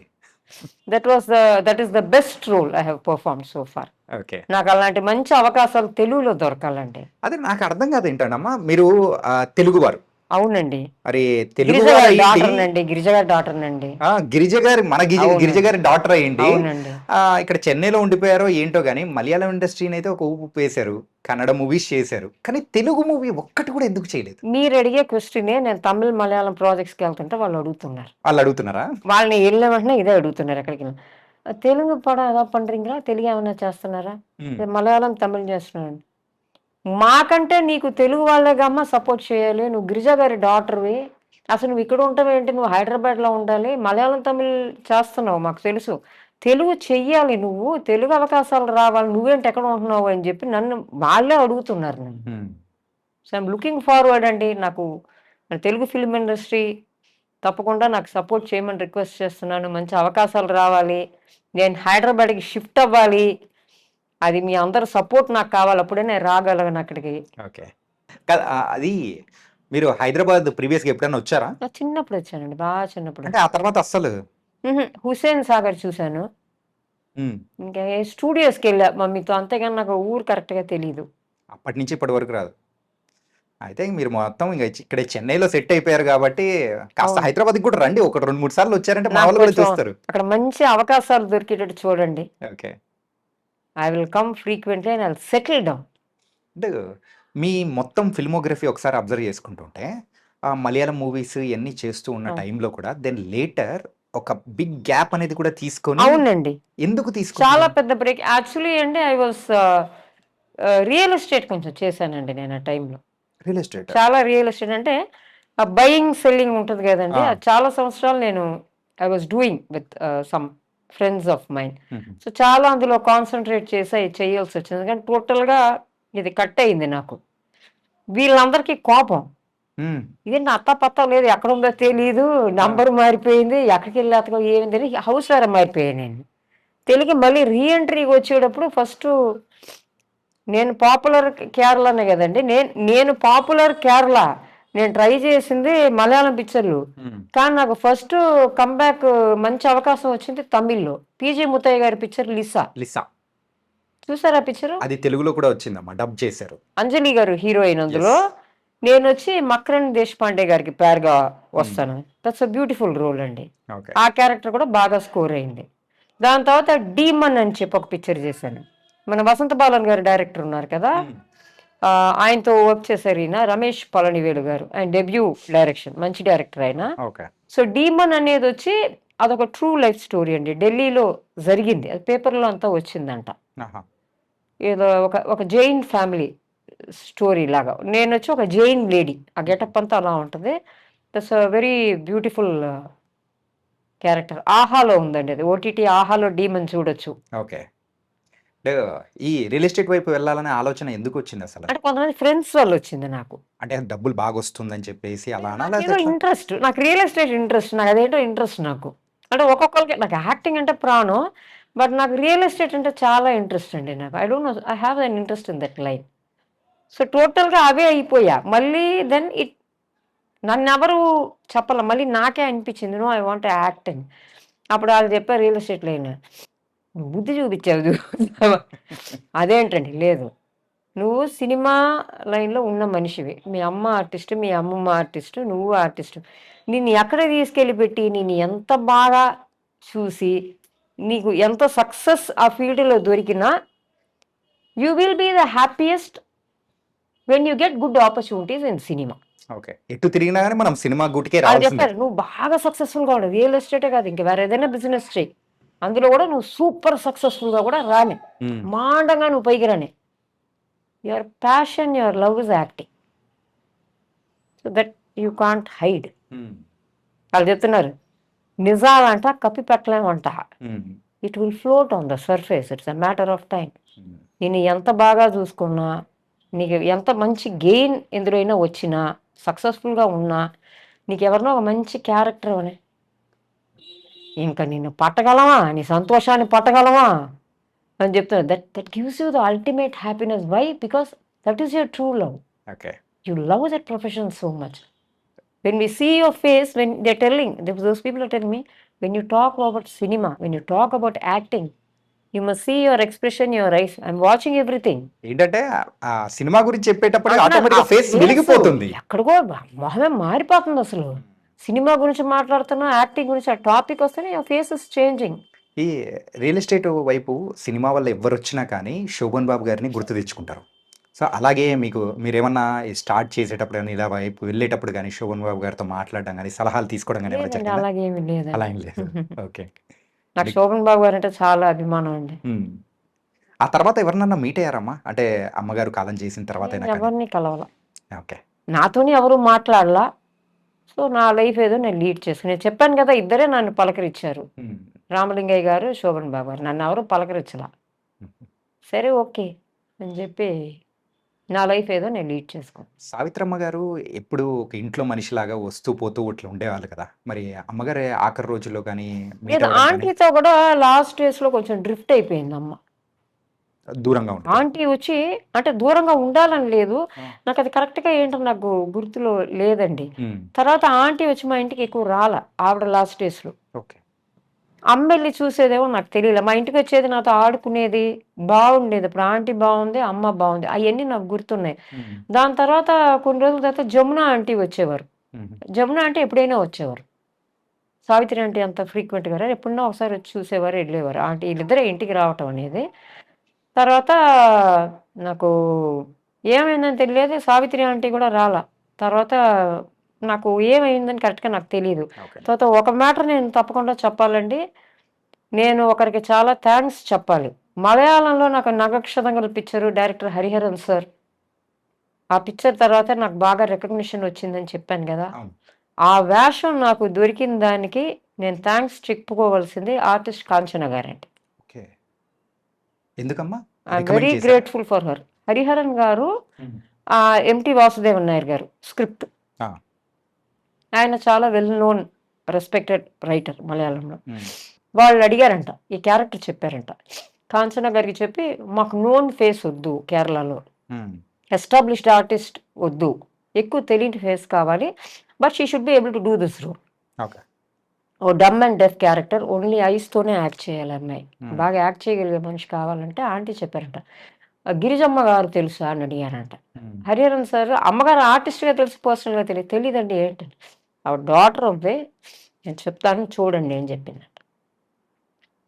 కాంచన గారి వల్లే నాకు ఆ పిక్చర్ వచ్చింది. ఓకే. నేను 'ఆరణ్యకం' పిక్చర్ చేయబట్టే నాకు హరిహరన్ గారి దగ్గర ఇంకో పిక్చర్ చేయగలిగాను నేను, 'Aranyakam'. Hmm. One of the best roles. అంటే ర రామతిలకం గారు, అమ్మమ్మ గారు. అవునండి. ఆ! అమ్మగారేమో గిరిజమ్మ గారు. ఓహ్! మీరేమో సలీమా. ఏంటిది?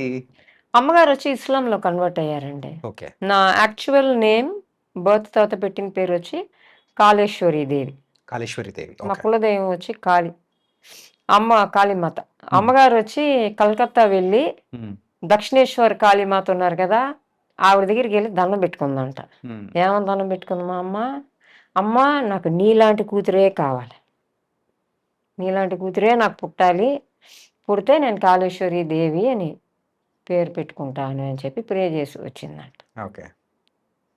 తర్వాత నేను పుట్టా. తర్వాత ఇంకోటేంటంటే నేను ఫ్రైడే బోర్న్.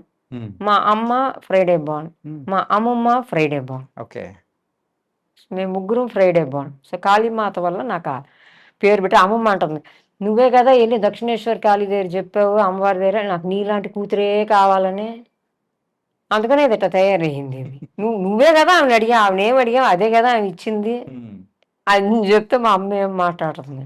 గుర్రాలు దాస్తుంది ఇది, నేనే ఝాన్సీ రాణి అని మా అమ్మ నన్ను హ్మ్. పెట్టుకొని భరిచిందండి. మరి 3 జనరేషన్స్ నుంచి బావుంది. కానీ మరి ఫోర్త్ జనరేషన్ ఎందుకు? ఎందుకు రాలేదు? అంటే మీరు మ్యారేజ్ అంటే ఎందుకు నేను చేసుకోలేదు? మ్యారేజ్ చేసుకోలేదండి. నేను అడాప్ట్ చేసుకోలేదు. నేను మ్యారేజ్ చేసుకోపోయిన రీజన్ ఏంటంటే, నాకు ఐయామ్ నాట్ యాంటీ మెన్ అండి. హుహు. I have lot of respect for men. ఎంతోమంది మంచి వాళ్ళు ఉన్నారు. I'm not against marriage. Okay. నేను ఇందాకే మీకు చెప్పాను నేను. హ్మ్. అది ఫిల్మ్ ఇండస్ట్రీయా, ఔట్ సైడ్ అనేదా కాదు. ఇప్పుడు నేను ఒకటి చెప్పాలనుకుంటున్నానండి. ఏంటంటే, మనం బయట వాళ్ళ సొసైటీలో వాళ్ళకిచ్చే రెస్పెక్టో, హ్మ్. లేతే మనం వాళ్ళని వాళ్ళ గురించి ఎంక్వైరీ చేసో, మనం ఎంత చేసుకున్నా, ఆ లైఫ్‌లో లోపలికెళ్ళాక, వెనక ముందు మంచి స్ట్రాంగ్ ఫ్యామిలీ బ్యాక్గ్రౌండ్ ఉండి ఉమ్, అన్ని రకాలుగా వాళ్ళు స్ట్రాంగ్గా ఉండి కొలాప్స్ అయిన మ్యారేజెస్ ఉన్నాయి. సో మనం ఎంత వాళ్ళ గురించి మనం కనుక్కోనో లేకపోతే సొసైటీలో వాళ్ళు రెస్పెక్టబుల్ పీపులా మనం అది నమ్మి మనం ఒక మ్యారేజ్లోకి మనం ఎంటర్ అవటం అనేది మనకి తెలియదు. సొసైటీకి వాళ్ళు రెస్పెక్ట్గా ఉండొచ్చు, ఉమ్, లోపలికి వెళ్ళాక లైఫ్ ఎలా ఉంటుందో మనకి తెలియదు. So we're nobody to judge. I'm nobody to judge anyone by exterior. ఆ, నేను లోపలికి వెళ్ళాక ఇప్పుడు ఒకళ్ళు ఉంటారండి, మ్యారేజ్ గురించి వదిలేయండి, ఒకళ్ళు నా దగ్గర చాలా మంచిగా చాలా అభిమానంగా ఉంటారు. ఉమ్, సేమ్ పర్సన్ మరొక వ్యక్తి దగ్గర may not be a very good person. అది వై అనేది వాళ్ళకి తెలియాలి. అంతే. Somebody may not be very nice to me. Same person మరొక వ్యక్తి దగ్గర వాళ్ళకి చాలా మంచి మనిషిగా ఉండొచ్చు. సో మ్యారేజ్ అనేది మనం బేసిక్ కడుక్కోవటం, వాళ్ళు ఎలాంటి ఫ్యామిలీ, ఈ అమ్మాయి ఎలా, ఆ అబ్బాయి ఎలా, అవన్నీ బేసిక్ ఫార్మాలిటీస్. కానీ యాక్చువల్ లోపలికి వెళ్ళాక కానీ మనకి తెలియదు. తెలియదు. ఫిలిం ఇండస్ట్రీ ఇట్టా లేకపోతే ఇదైతే అట్టా వాళ్ళైతే ఇట్టా అవన్నీ I don't believe in all that అండి. I'm not against marriage. ఇప్పుడు కూడా నాకు చెప్తున్నారు. 2 years బ్యాక్ కూడా ఒక ప్రపోజల్ వచ్చింది. Okay. Why you didn't marry మీరు నన్ను అడిగారు కదా, నేను మా అమ్మ అడిగింది నన్ను. ఆ, అప్పుడు చాలా సంబంధాలు వచ్చినాయి మమ్మీ ఉన్నప్పుడు. నేను చెప్పాను, మమ్మీ నాకు బిడ్డల్ని కనుక్కోవాలని నాకు లేదు. I don't want to have children. Okay. I love children. నాకు చిన్న బిడ్డలు అంటే నాకు చాలా ఇష్టం అండి. నాకు I love small children. I'm a pet lover. But I don't want to give birth to children. Okay. So my mother said why. I said I don't want. ఇష్టం Some లేదు. people accepted for that also. They said, okay, you don't have children. If you don't want to have children, we'll adopt. కానీ అంటే adoption అన్నా కానీ ఎందుకు చేసుకోలేదు? So they were telling, what people, Telugu no, అమ్మా. మీరు అడిగే ప్రశ్నే నన్ను అడిగారండి. ఓకే. ఒక ఆయన వచ్చి నాతో డైరెక్ట్గా మాట్లాడొచ్చా అని అడిగారంట. అంటే మీరు ఉండండి అమ్మ, నేను ఆవిడతో ఒకసారి నేను మాట్లాడాలి, ఆవిడ వద్దని చెప్పిందంటే నేను వెళ్ళిపోతానని చెప్పాను. లేకపోతే నాతో వద్దని చెప్పాక మాట్లాడటానికి ఏముంది అని చెప్పాను.